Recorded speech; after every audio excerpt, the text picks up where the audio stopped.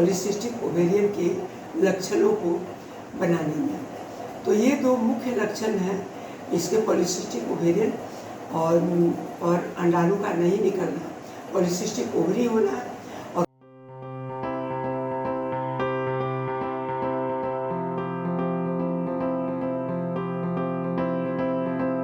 नमस्कार, मैं आज आप लोगों को पीसीओडी के बारे में कुछ बताना चाहती हूँ। पीसीओडी मतलब पॉलीसिस्टिक ओवेरियन डिजीज। इसका मतलब यह नहीं कि यह कोई बीमारी है, डिजीज से आप यह माने मत निकालिए कि यह कोई बीमारी है। पॉलीसिस्टिक ओवेरियन डिजीज एक तरह के लक्षणों के समूह को कहते हैं, जिसमें कि कुछ गड़बड़ियाँ उस एक महिला के अंदर या एक लड़की के अंदर पाई जाती हैं और उन लक्षणों के पाए जाने पर उन्हें पीसीओडी की संज्ञा दी जाती है। ये लक्षण है कि कभी कभी ओवरी में बहुत छोटे छोटे सिस्ट बन जाते हैं और ओवरी जिसे कि हर महीने एक अंडा निष्कासित करना चाहिए, ऐसा वह नहीं कर पाता है। एक अंडा हर महीने निकालने के बदले एक अंडाणु नहीं निकल करके छोटे छोटे कई सारे अंडाणु हर महीने बनना शुरू होते हैं और एक भी पूरी परिपक्वता पर नहीं पहुंच पाता है, जिसके कारण सभी अंडे छोटे छोटे सिस्ट का रूप धारण कर लेते हैं और उसे बोलते हैं पॉलीसिस्टिक ओवेरियन डिजीज या ओवेरियन सिंड्रोम।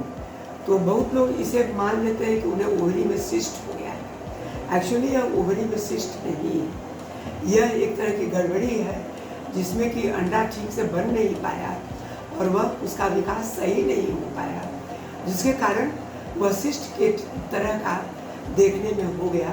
यह सिस्ट नहीं है, यह कोई ट्यूमर नहीं है और इसके लिए पॉलीसिस्टिक ओवरी क्यों है, इसके लिए क्या करें कि इससे बच पाए, यह जानना जरूरी है। तो छोटे छोटे सिस्ट के अलावे, ओवरी में बनने के अलावे और दूसरा लक्षण जो कि बहुत मुख्य है पॉलीसिस्टिक ओवेरियन डिजीज में, वह है चेहरे पर या शरीर में पुरुषों के जैसे अनचाहे बालों का आना।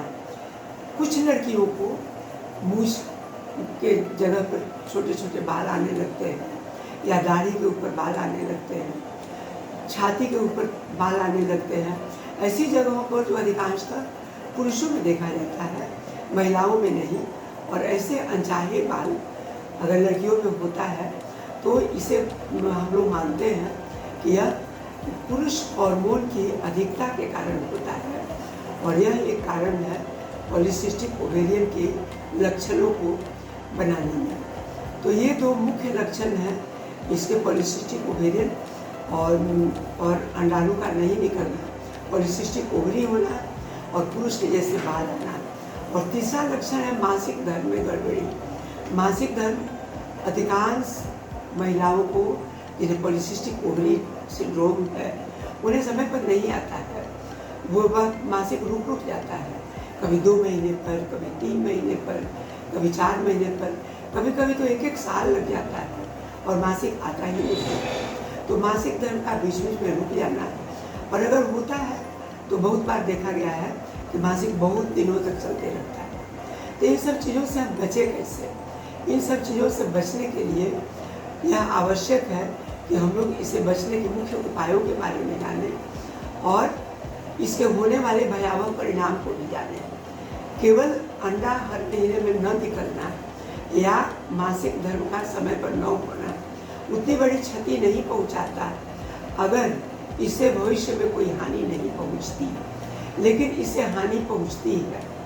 पहली हानि तो ये कि मासिक नहीं होगा समय पर, अंडों का निष्कासन समय पर नहीं होगा, तो शादी के बाद उस महिला को गर्भ धारण करने में दिक्कत होगी, गर्भ धारण जल्दी नहीं होगा।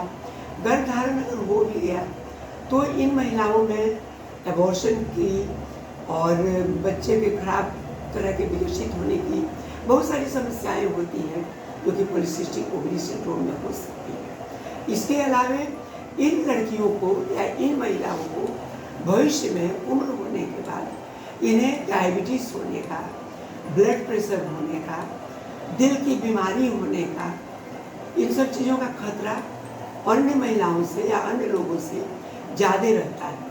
अतः अपने बचाव के लिए कुछ उपायों को जानना बहुत जरूरी है। और ये उपाय क्या है? मुख्य है अपने वजन को कंट्रोल में रखना, खान पान पर हमेशा ध्यान देना ताकि बहुत अधिक कार्बोहाइड्रेट नहीं लें, खाना की मात्रा उतनी ही हो जितने की ज़रूरत है, और वह स्वस्थ भोजन हो। बाज़ार की चीज़ें नहीं खाएं। बाज़ारू चीज़ों में मिलावट जो होती है उसके चलते भी पॉलीसिस्टिक ओवेरियन सिंड्रोम को सहारा मिलता है। बराबर व्यायाम करना, बराबर अपने शरीर का ध्यान देना, मेहनत करना शरीर से, ये सब चीज़ें अत्यंत आवश्यक होती हैं।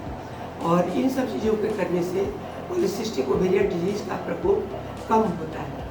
इसके अलावा कुछ बहुत ही महत्वपूर्ण और उपयोगी दवाएं हैं जिन्हें खाना पड़ता है, तो पॉलीसिस्टिक ओवेरियन डिजीज़ से मुक्ति मिलती है, छुटकारा मिलता है और ये सब समस्याएं धीरे धीरे कम हो जाती हैं।